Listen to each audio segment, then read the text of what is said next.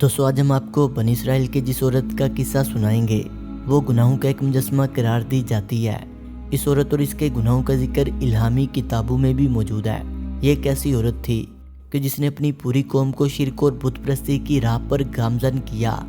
صرف اتنا ہی نہیں بلکہ اس بدبخت عورت نے حکومت و اقتدار کے لیے اپنی ہی اولاد کو اپنے ہاتھوں سے قتل کر ڈالا۔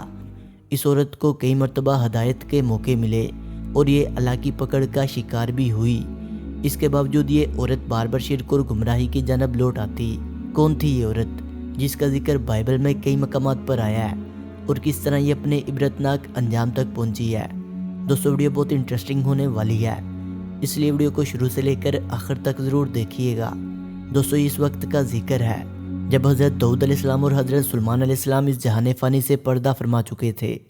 تب ان عظیم المرتبت انبیاء کی قائم کردہ وسیع و عریض سلطنت ان کے نااہل جانشینوں کے سبب دو حصوں میں تقسیم ہو گئی تھی، جن میں سے ایک حصہ اسرائیل کہلایا جبکہ دوسرا سلطنت یہودا کہلایا جانے لگا۔ ان دنوں لبنان کی شہزادی جیزبل کی خوبصورتی اور حسن کے چرچے سارے عالم میں مشہور تھے۔ اس دنیا کا ہر طاقتور حکمران سے شادی کرنے کا خواب دیکھا کرتا تھا۔ ان حکمرانوں میں اسرائیل کا بادشاہ اخیب بھی شامل تھا۔ یہودی اس دور میں خدائے واحد کی عبادت کرنے والی قوم تھی، جبکہ لبنان اس وقت بال نامی دیوتا کا پجاریوں کا مرکز تھا۔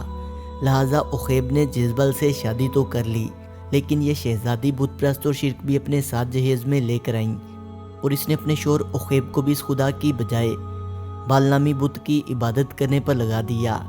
اپنے بادشاہ کو دیکھ کر اسرائیل کی عام رعایا بھی خدائے وحدہ لا شریک کی عبادت چھوڑ کر بال نامی دیوتا کی پرستش کرنے لگی۔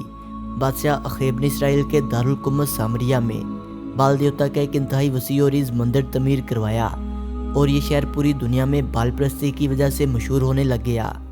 بنی اسرائیل کے ایک نیک بزرگ یرمیہ نے بادشاہ اخیب اور اس کی بیوی جیزبل کو راہ راست پر لانے کی کوشش کی، لیکن اس خودغرض اور مغرور ملکہ نے اس بزرگ کے سینے میں اپنے ہاتھوں سے نیزہ گھونپ کر ان کی جان لے لی۔ اس بزرگ نے مرتے وقت جیزبل کو بدوا دی کہ ایک دن تیرے حسن بدن کو جنگلی کتے نوچ نوچ کر کھائیں گے۔ باز سرزمین پر اللہ تعالیٰ نے حضرت الیاس علیہ السلام کو مبعوث فرمایا، لیکن یہ بد فطرت ملکہ ان کی بھی جان لینے کے در پہ ہو گئی۔ جب ہدایت کے تمام دروازے بند ہو چکے تب افریقہ کے کچھ وحشی قبائل نے اسرائیل نامی اس مملکت پر حملہ کر دیا اور اس ملکہ جیزبل کو محل کی کھڑکی سے باہر پھینک دیا، جس کا جسم بزرگ یرمیہ کی بددعا کے مطابق گلی میں کھڑے جنگلی کتوں کی خوراک بنا۔ دوستو اس ملکہ کی ایک بیٹی بھی تھی جس کا نام عطالیہ تھا۔ یہ بھی اپنی ماں کی طرح ہی انتہائی حسین و جمیل اور مغرور تھی۔ بادشاہ اخیب نے جب اس کی شادی پڑوسی مملکت یہودا کے بادشاہ یہورام سے کر دی، یہ ملکہ بھی اپنی والدہ کی طرح بال دیوتا کی پوجا کرتی تھی، لہٰذا اس نے اپنے شوہر یہورام اور ایک خدا کی عبادت کرنے والی اپنی قوم کو بھی اس بے جان بت کی پرستش کی راہ دکھائی۔ ریاست یہودا میں جگہ جگہ بال کے مندر تعمیر ہونے لگے، اور عطالیہ نامی اس مشرک ملکہ نے اپنی ماں کے انجام سے بھی کوئی سبق حاصل نہ کیا۔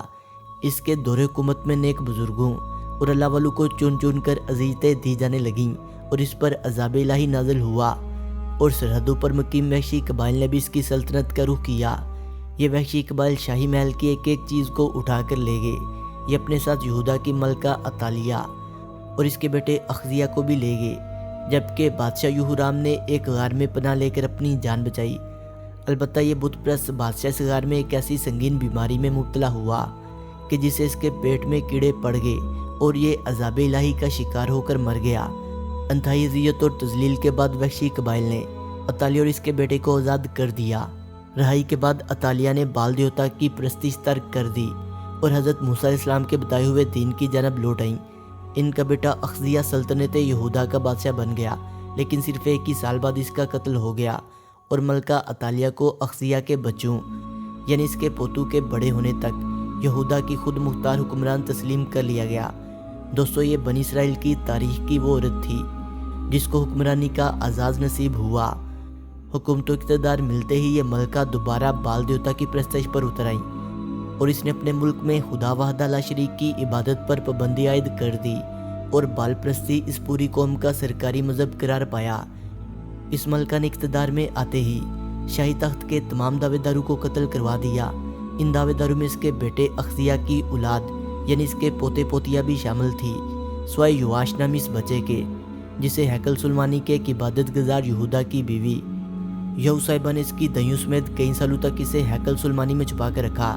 جب یہ بچہ 7 سال کا ہوا تب یہودا نے اس کو اپنے ساتھ لے کر تمام سلطنت میں علم بغاوت بلند کر دیا۔ تاج پوشی کا شور سن کر ملکہ عطالیہ ہیکل سلمانی میں داخل ہوئیں۔ اسے مقدس عبادت گاہ سے باہر نکال دیا گیا۔ دوستو، اس ملکہ عطالیہ کی موت بھی اپنی ماں کی طرح انتہائی عبرتناک طریقے سے واقع ہوئی۔ جہاں اس کی ماں جیزبیل کی لاش جنگلی کتوں کا شکار بنی تھی، ویسے ہی عورت بھی اپنے محل کے باہر ایک مجمع کے ہاتھوں شدید تشدد اور بربریت کا شکار ہو کر مری۔ یہ وہی مظلوم لوگ تھے جنہیں اپنے دور حکومت میں اس ملکہ کی جانب سے ظلم کا نشانہ بنایا گیا تھا۔ اس ملکہ کے مرنے کے بعد ریاست بھر سے بال کے مندروں کا صفایا کر دیا گیا اور مقدس مقامات پر موجود بال دیوتا کی مورتیاں گرا دی گئیں۔